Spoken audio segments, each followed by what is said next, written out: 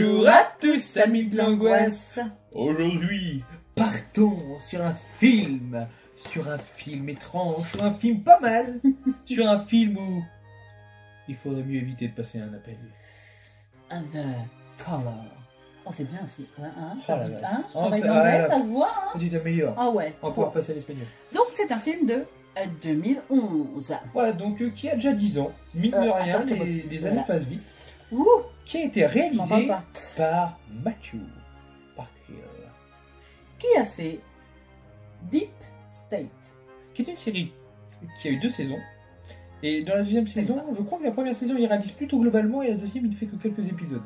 D'accord. Mais je ne connais pas non plus, donc je ne pourrais pas vous en parler. Mais si ça vous attire, bah, allez voir.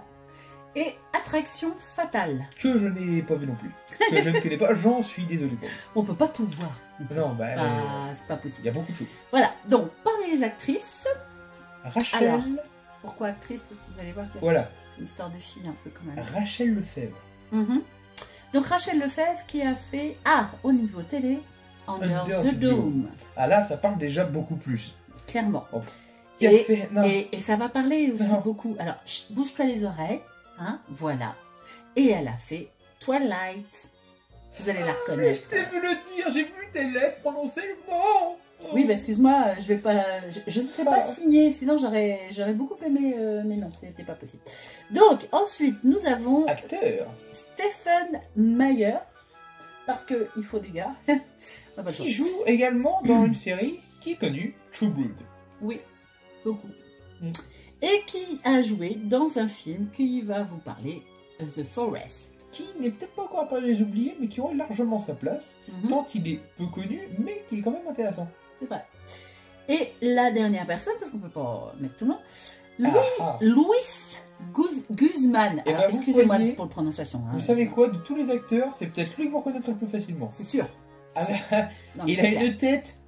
Voilà, on le voit. Alors, on n'a mis que 2 titres, hein, donc un film et une série, en fait. Mais c'est un acteur qui est très habitué au second rôle dans énormément. Mais encore une fois, vous allez le reconnaître, c'est obligé. Donc, Voyage au centre de la Terre 2, avec le rock. Oui. Et comme série, bien plus récente, Narcos. Voilà. Qui vous parlera sûrement beaucoup plus pour certains. Oui. Je vais vous faire le synopsis, je vais lire.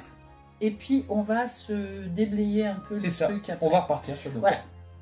Fraîchement divorcée d'un mari violent, Marie emménage dans un nouvel appartement. Elle y reçoit un soir l'appel d'une inconnue qui affirme lui téléphoner du passé. D'abord incrédule, Marie est confrontée à une succession de phénomènes qui l'incitent à développer une relation téléphonique quotidienne avec l'auteur des coups de fil, une vieille dame apparemment sympathique.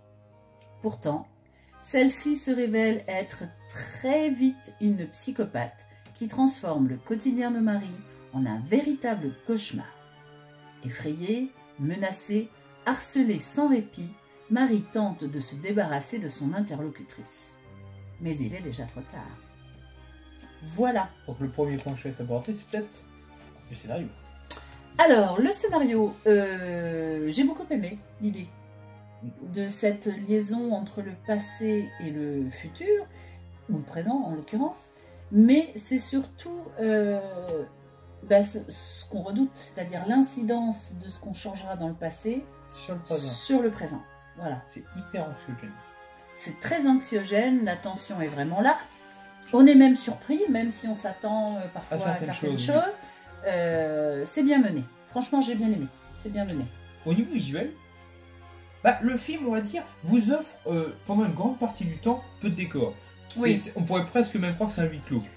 C'est presque un huis clos, mais c'est parce que, vous allez le voir, l'appartement dans lequel elle se trouve a son importance au niveau de son aménagement. Voilà, je ne vais pas vous dire plus, je ne vais pas vous spoiler, mais c'est important. Et puis il faut bien dire, le film se centre sur ce lieu. Oui, de toute façon, oui. On aura quelques lieux annexes. Alors, le réalisateur est soigné au niveau de la photo, hein, on ne va pas se le cacher. Visuellement, c'est très très beau, hein, c'est très clean, très clair. Et il y a d'autres qualités. Alors, des qualités, il y en a d'autres. On va commencer par les acteurs. Voilà. Ah, là, Je pense qu'on est d'accord sur le fait que ce sont de bons je- acteurs Ah, non. et qu'on se laisse emporter hein, de toute façon par leur jeu à tous. Je dirais même les acteurs dits secondaires, Oui. je trouve que franchement ils font le job et Ils il n'y a pas de apportent leur souci. pierre à l'édifice. Ouais, franchement. Alors, faut savoir aussi, au niveau des effets spéciaux, il n'y en a pas tellement. Non. Il y en a vraiment pas tellement parce que Non, vraiment pas. le film se base, pour dire il n'y en a pas, parce que le film se base plutôt si. sur... Non mais pratiquement, parce À la qu'il fin, il se ouais. base sur le côté anxiogène. Oui, Et donc, en fait, c'est la tension. c'est en la fait, tension hein, qui tient le montante film. d'ailleurs. Tout à fait. Et le petit plus que je rajouterais, ça sera pas mon coup de cœur, mais non, c'est un petit Mhm. plus, c'est que je trouve, et pourtant j'en parle jamais, qu'il y a un doublage français très bon. La voix de la Oui. vieille On personne, n'est pas gêné comme parfois C'est ça. dans certains films. Le doublage gâche un peu. et j'en parle jamais, mais là j'en parle parce que la vieille personne ne la voit pas. Non. Et du coup, je trouve qu'ils ont choisi une voix très bien. Ça fait vraiment Mamie Gâteau Hmm. part en live. Bah, c'est-à-dire, Et, c'est ce qui fait qu'elle est presque attachante au départ. On a un peu d'empathie C'est pour ça, elle en se totalement. disant oh la pauvre, etc. Donc C'est- c'est bien fait. Pour ça, c'est bien Alors, fait. Bon, le coup de cœur. Le tien. Alors, le mien, c'est un coup de cœur un peu spécial parce qu'en fait, j'ai vu le remake qui s'appelle The Call, qui est asiatique et que j'avais trouvé très bien déjà. Et c'est assez amusant de voir, de faire la comparaison des deux, parce qu'ils sont tous les deux très bien. Enfin, moi, je les ai beaucoup appréciés tous les deux, pour les mêmes raisons, pour le scénario, pour la photographie, pour les acteurs.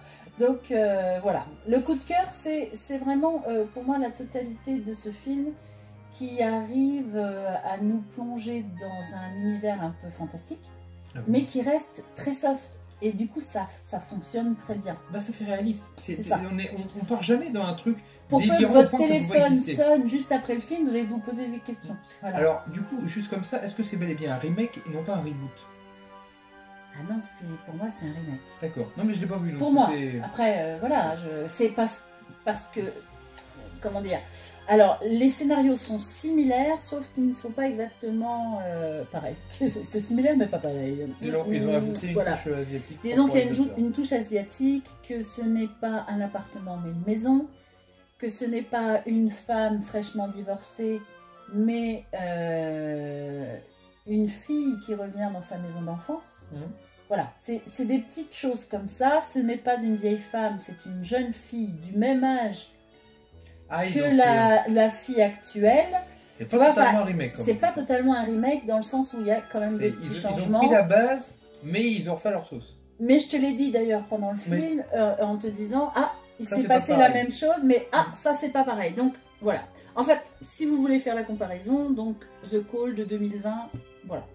Alors, moi, mon point fort, enfin, mon coup de cœur, personnellement, c'est vraiment la tension du film. Parce que Ouais. le film, en fait, C'est vrai. l'actrice est bonne, et j'étais avec elle, j'étais à me dire, Hmm. putain, mais alors, si ça, elle arrive à avoir un incident sur le passé qu'il y a sur le présent, mais Je si, me mais suis elle peut surprise tout en faire. regardant à être, comment dire, pas stressée, mais presque agacée d'entendre le téléphone sonner. Ah oui. Genre, putain, c'est pas vrai, ça recommence. Et d'entendre la voix, pourquoi vous me mentez, pourquoi Oui, vous- voilà. Mais C'est- ferme-la. C'est un peu compliqué. On, En fait, on passe d'une empathie à C'est ça. je te hais, C'est arrête ça. de m'appeler. C'est ça, carrément. Et aussi à mais coupe le fil du téléphone pour ça. Enfin, le film est très bien, Oui. et pour moi, il recueille, il a tous les aspects pour être un oublié. Moi, je suis d'accord. Parce que The Caller, on en parle peu. Alors, comme je vous dis, pour moi, un oublié, c'est pas un film que on n'en parle jamais, parce que beaucoup, Non, bah par non. exemple, en tant qu'abonné sur la chaîne, Bien sûr. beaucoup me disent je l'ai vu, mais en tant que fan d'horreur, forcément, C'est un vous petit avez peu pu tomber normal, dessus. oui, voilà. Mais Le Commun des Mortels, en fait, ça fait pas Mm. partie d'un film qu'on parle sur tous les toits. The Caller, C'est ça. on n'en parle jamais, et c'est un bon film. Mm. Donc voilà. On va conclure là-dessus. Allez, tchuss. Crevez tous.